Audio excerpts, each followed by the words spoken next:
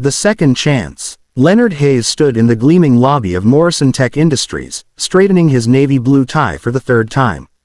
At 42, he'd learned that life rarely handed out second chances, but here he was, hoping for one anyway. The tie was borrowed from his neighbor Mr. Chen. The shoes, polished until they shone, were his only good pair. His daughter Maya had ironed his white shirt that morning before school, her 12-year-old hands careful and precise. "You've got this, Dad," she'd whispered, and he'd held onto those words during the entire bus ride across town. Now, sitting across from the hiring manager in a sterile conference room, Leonard felt those words slipping away. The interviewer, a woman in her 30s with sharp eyes and a sharper tone, tapped her pen against her notepad. "Mr. Hayes, I see here you've been out of work for 18 months. That's quite a gap." Leonard kept his voice steady. "Yes, ma'am. My wife Patricia passed away 2 years ago. Breast cancer. I needed time to be there for my daughter, to help her through the grief, to make sure she knew she wasn't alone in this world." The woman's expression didn't soften. "I understand that must have been difficult, but we need someone who can commit fully to this position. No distractions. Can you guarantee that?" Something cold settled in Leonard's chest. "My daughter isn't a distraction. She's my reason for being here. Mr. Hayes, I don't think this is going to work out." The words hung in the air like a verdict. Leonard stood slowly, his jaw tight. He'd faced worse than this. He'd held his wife's hand as she took her last breath. He'd explained to Maya why Mommy wasn't coming home. He'd sold Patricia's car, her jewelry, everything that wasn't nailed down, just to keep the lights on. He could handle this too. "Thank you for your time," he said quietly, and walked out. The autumn air hit his face as he pushed through the building's front doors. The afternoon sun was warm, but Leonard felt cold inside. That was the fourth interview in 2 months. The fourth rejection. He was halfway across the parking lot when he heard footsteps running behind him. "Wait, sir, please wait." Leonard turned to see a man in his late 60s, silver-haired and distinguished, hurrying toward him with surprising speed. The man's expensive suit and confident bearing screamed authority, but his face showed genuine concern. "I'm Richard Morrison," the man said, slightly out of breath. "I own this company. I was walking past the conference room and I heard part of your interview through the door." Leonard's shoulders tensed. "If you're here to apologize for your employee, you don't need to." "I'm used to it. I'm not here to apologize for her," Richard said firmly. "I'm here to apologize to you, and to offer you the job myself." Leonard stared at him. "I don't understand." Richard gestured toward a bench near the building. "Do you have a few minutes? Please." They sat down, and Richard was quiet for a moment, watching the clouds drift across the sky. 30 years ago, Richard began, I was where you are now.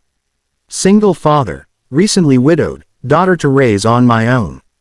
Her name was Jennifer. She was 10 years old when my wife died in a car accident. Leonard listened, seeing the old pain flicker across Richard's face. "I had a good job then, but I missed so much. School plays, parent-teacher conferences, sick days. I told myself I was providing for her, building a future. But the truth is, I was running from the grief. Work was easier than being present." Richard turned to face Leonard directly. "Jennifer's 27 now. We have dinner once a month, and it's polite. Pleasant. But there's a distance between us that I put there, and I don't know if I'll ever close it. When I heard you say your daughter wasn't a distraction, that she was your reason, I heard the father I should have been." The honesty in Richard's voice cut through Leonard's defenses.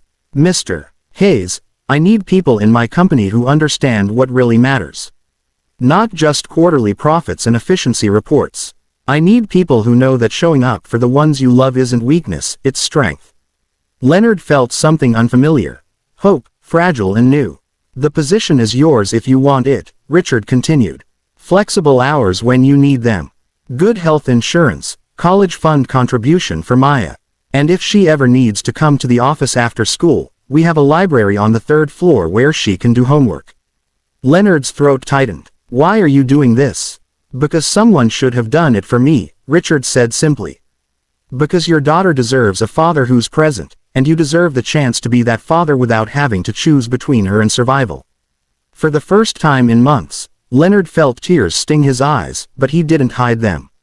When I lost Patricia, he said softly, I made a promise at her bedside. I promised I'd be enough for Maya. That I'd be both parents if I had to be. Some days, I don't know if I'm keeping that promise. You walked out of that interview rather than compromise on your daughter, Richard said. Trust me, you're keeping it. Leonard extended his hand, and Richard shook it firmly. Thank you, Leonard said. You don't know what this means. I think I do, Richard replied with a gentle smile. Start Monday. Monday, Leonard confirmed. As Leonard rode the bus home that evening, the city looked different somehow. Brighter. Full of possibility again. Maya was waiting on the front steps of their small apartment when he arrived, her math book open on her lap. How'd it go, Dad?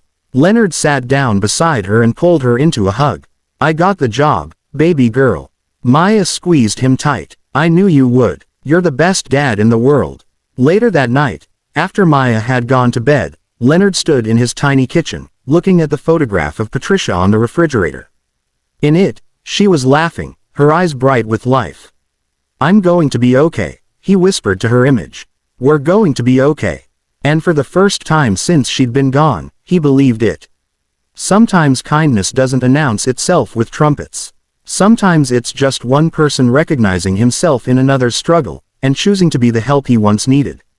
Sometimes it's that simple, and that profound. Richard Morrison taught Leonard Hayes that day that success isn't measured only in what we achieve, but in what we choose to value. And Leonard taught Richard that it's never too late to become the person you wish you'd been.